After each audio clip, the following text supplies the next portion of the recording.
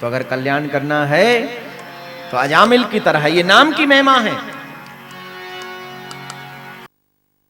नाम संकीर्तनम यस्य सर्व पाप प्रणाशनम। नाम संकीर्तनम यस्य सर्व पाप प्रणाशनम। सर्व पापों को विनाश करने वाला है ये नाम। और अगर नाम जपते रहे तो तुम्हारा कल्याण होना निश्चित है मेरे भाई।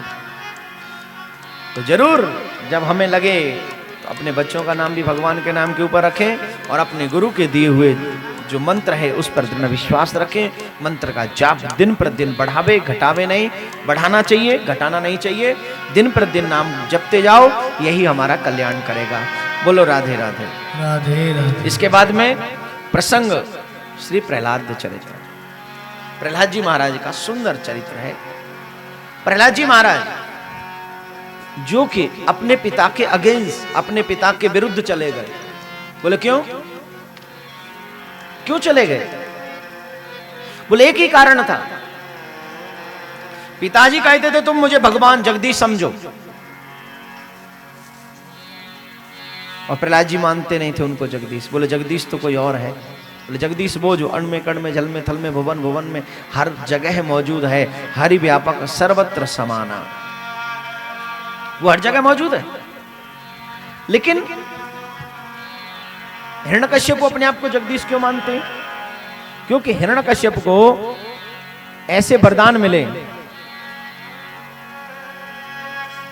वरदान मांगे इन्होंने ब्रह्मा जी से कि न मैं दिन में मरूं न रात में मरूं, न घर में मरूं न बाहर मरूं, न धरती में मरूं न आकाश में मरूं, न अस्त्र से मरूं न शस्त्र से मरूं, न नर से मरूं न नारायण से मरूं, और अगर कुछ बच भी गया हो ना महाराज तो 12 महीनों में से किसी महीने में ही न मरूं। बोलो राधे राधे। राधे राधे। जोर से बोलिए। हम लोग भी तो यही सोचते हैं कि हम भी नहीं मरेंगे, सोचते हैं कि नहीं? जो व्यक्ति मौत को याद रखता है वो कभी पाप नहीं करता, और जो मौत को भूल जाते हैं वो व्यक्ति हमेशा पाप करते हैं। इसलिए जीवन में चाहे कुछ याद रहे न रहे, लेकिन मौत जरूर याद रखनी चाहिए अगर पाप से बचना है तो। एक बात मुझे याद आ रही है बड़ी अच्छी। जीव कहता है महाराज, किसी पंडित जी के पास जाएंगे तो हम कहेंगे महाराज हमारे घर में बेटे की शादी है, मुहूर्त अच्छा निकालो, ऐसा अच्छा मुहूर्त कि बहू आवे तो हमारी सेवा करे।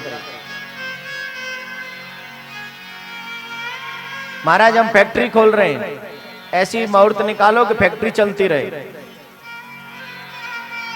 महाराज मेरी बिटिया की शादी है, मुहूर्त अच्छा निकालो, ऐसे ही जो खुद सुख पाए। ठीक है, लेकिन एक बात बताइए, इन सब चीजों का तो मुहूर्त निकलवा लिया तो अनिश्चित है। पता नहीं बहू आएगी तो सेवा करेगी या नहीं, पता नहीं फैक्ट्री खुलेगी तो चलेगी या नहीं, पता नहीं मकान बनेगा तो वो कितने दिन तुम्हारा समय दे साथ देगा, पता नहीं, और कुछ भी नहीं पता। बेटी को भी घर परिवार कैसा मिलेगा ये भी नहीं पता। जिसका पता नहीं उसके लिए मुहूर्त पूछा, और जिसका पता है उसके लिए कभी मुहूर्त नहीं पूछा। कभी पूछा है आपने पंडित जी हमारी मौत का मुहूर्त निकाल दो? पूछा है? जवाब तो दो, क्यों नहीं पूछा? मृत्यु तो सत्य है, और जो सत्य है उसका कोई मुहूर्त नहीं, और जो सत्य नहीं है उसके इतने सारे मुहूर्त। क्यों? क्योंकि जब मृत्यु आवे तो मृत्यु के समय जब वो डोली उठ के जनाजा निकलता है ना, उसकी जरूरत नहीं होती मुहूर्त की। हमारे ब्रज के संत कहते हैं, बहुत अच्छा भाव है,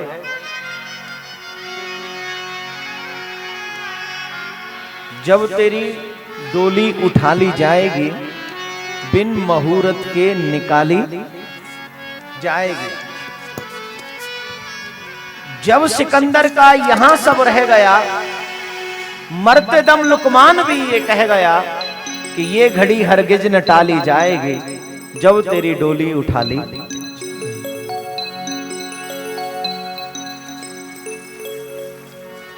सिकंदर का नाम तो सुना होगा, सुना है?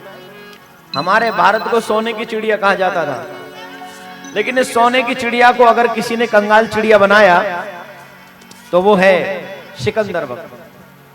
इतना लूटा हमारे भारत को, इतना लूटा कि इसको कंगाल चिड़िया बना के रख दिया।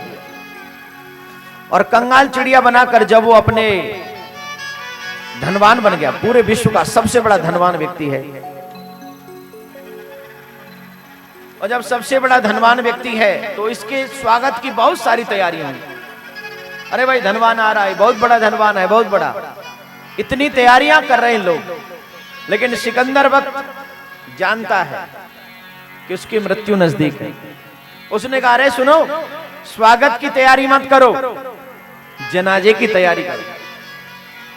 अरे बोले क्या करते हो महाराज, क्या बोलते हो? जनाजे की तैयारी अभी से? अभी तो आप इतने धनवान, दुनिया का सबसे बड़ा धनवान व्यक्ति है आप। अरे बोले धनवान है तो क्या मरूंगा नहीं? गरीब भी मरते हैं, धनवान भी मरते हैं। बोलो राधे राधे, जोर से बोल लो, राधे राधे। मरना तो पड़ेगा। डर लग गया? अरे डर के मरो तो भी मरना है, बिना डर के मरो तो भी मरना है, मरना तो पड़ेगा। नहीं पड़ेगा ना? बोले मेरे जनाजे की तैयारी करो। बोले क्यों? बोले एक काम और करना, मुसलमान भाइयों में जब जनाजा निकलता है तो पूरी बॉडी को जनाजे के अंदर डालता है, बंद कवर करते हैं। उन्होंने कहा एक काम करना, जब मेरा जनाजा निकले तो मेरे दोनों हाथ जनाजे से बाहर कर देना। बोले क्यों महाराज, ये तो नियम के विरुद्ध है। अरे बोले नियम बदल दो, मेरे कहने से बदल दो। बोले क्यों? बोले मैं दुनिया को ये बताना चाहता हूं कि जब दुनिया से सबसे अरब, जब दुनिया में से जब व्यक्ति जाता है, चाहे वो कितना भी बड़ा दौलतमंद हो, और मैं इस समय दुनिया का सबसे बड़ा दौलतमंद व्यक्ति हूं, लेकिन जब मैं जा रहा हूं तो मैं अपने हाथ में कुछ भी लेकर नहीं जा रहा, मैं खाली हाथ जा रहा हूं। और ये दुनिया को बता देना चाहता हूं कि वहां खाली हाथ जाया जाता है। चले गए दुनिया से जो हाली हवाली थे, सिकंदर गया दुनिया से तो दोनों हाथ। जब उसके हाथ खाली थे तो मेरे प्यारे, तू अपने हाथ में क्या ले जाएगा? नहीं नहीं, कुछ ले जाना भाई, बोलो ना क्या ले जाओगे? कुछ ले जाओगे कि नहीं? नहीं ले जा सकते, क्योंकि मेरे प्रभु के दरबार में लेके वही जाते हैं जो नाम की महिमा को जानते हैं, और जो नाम की महिमा को नहीं जानते वो खाली हाथ ही जाते हैं। तो हिरण्यकश्यप को वरदान प्राप्त है कि वो दिन में, रात में, घर में, बाहर, नर से न नारायण से किसी से नहीं मरेगा। 12 महीनों में से किसी महीने में ही नहीं मरेगा। जब इतने सारे वरदान मिल गए तो वो अपने आप को भगवान कहने लगा कि मैं भगवान हूं, सब मेरी पूजा करो, और जो मेरी पूजा नहीं करेगा उसको एक ही दंड मिलेगा, मृत्यु दंड। अब सब तो भय से उनको भगवान कहने लगे, लेकिन उनके पुत्र प्रहलाद उनको भगवान नहीं मानते। वो जानते हैं कि भगवान तो कोई और है, तुम भगवान नहीं हो। और यही बात जब बच्चे के मुंह से निकली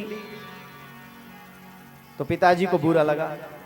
पिताजी ने उनको भेज दिया, बोले जाओ जरा प्रहलाद जी महाराज को पढ़ने भेजा, इनको पढ़ाओ। लेकिन पढ़े कहां से? उन्होंने तो भक्ति की पढ़ाई पढ़ ली है, और जो भक्ति की पढ़ाई है उस पढ़ाई के आगे और कुछ भी सुनना अच्छा नहीं लगता, और कुछ भी पढ़ना अच्छा नहीं लगता। उन्हें तो एक ही पढ़ाई अच्छी लगती है। कौन सी? नाम की पढ़ाई। किसकी पढ़ाई? नाम की पढ़ाई। बोलो कौन कौन पढ़ेगा नाम की पढ़ाई? कौन कौन पढ़ेगा? पढ़ोगे? आई शाबाश है। क्या कुछ लोग तो ऐसे जो बेचारे पढ़ना ही नहीं चाहते, वो तो अभी भी बैठे हैं चुपचाप।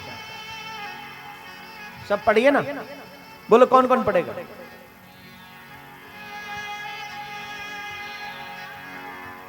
तो आइए हमारे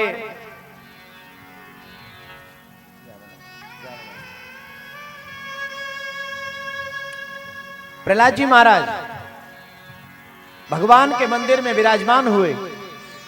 जब देखा कि पिताजी मेरे विरुद्ध हैं, तो भगवान के पास बैठकर कहने लगे, हे प्रभु ऐसी कृपा करना कि मेरा विश्वास कभी हिले ना। जीवन में याद रखना, भक्ति करने जब जाओ तो दृढ़ विश्वास होना चाहिए तुम्हें भगवान के प्रति। और जब भगवान के प्रति दृढ़ विश्वास होगा तब ही आप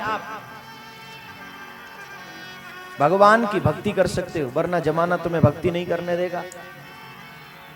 जब हिरण्यकश्यप ने देखा कि मेरा पुत्र ही मुझे भगवान नहीं मानता, तो हिरण्यकश्यप ने प्रहलाद जी महाराज को कारागार में बंद कर दिया।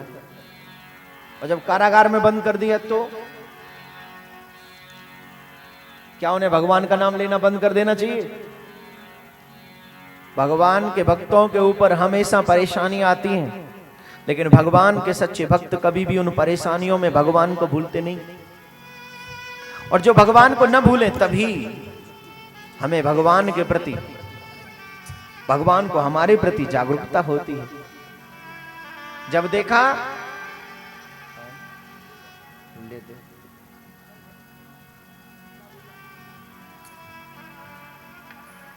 प्रहलाद जी महाराज एकांत में बैठे हैं कारागार में। कारागार अकेला, अकेले बैठे हैं, कोई बात करने वाला नहीं, कोई सुनने वाला नहीं। कारागार में बंद करके हिरण्यकश्यप पहुंचे। हिरण्यकश्यप ने पूछा, क्यों प्रहलाद, कैसा लग रहा है? दूसरे दिन पहुंचे। पूछा, प्रहलाद कैसा लग रहा है? बोले पिताजी सच्ची बोलो। बोले बिल्कुल सच्ची बोलो। बोले पिताजी आनंद आ रहा है। हिरण्यकश्यप सोच में पड़ गए। महलों में रहने वाला व्यक्ति, राजकुमार, सुंदर सुंदर बिस्तरों पर शयन करने वाला, सुंदर सुंदर भोजन करने वाला, और वो ये कारागार में रहकर कह रहा है पिताजी आनंद आ रहा है। क्यों तुझे यहां आनंद आ रहा है? प्रहलाद बोले हाँ पिताजी। बोले क्यों? बोले पिताजी जब मैं आपके उस महल में रहता हूं ना, तो कोई भी मुझे भगवान का भजन नहीं करने देता। जब भी भजन करने बैठता हूं, कभी आप आ जाते हो, कभी माता जी आ जाती हैं, कभी कोई और बुला लेता है, कभी कोई और बुला लेता है। लेकिन आपका जो ये कारागार है ना, ये बहुत अच्छा है।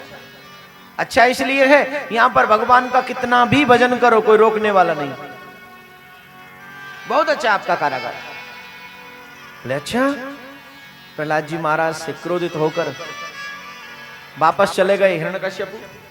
और जब हिरण्यकश्यप वापस चले गए तो उन्हें मारने के लिए हिरण्यकश्यप ने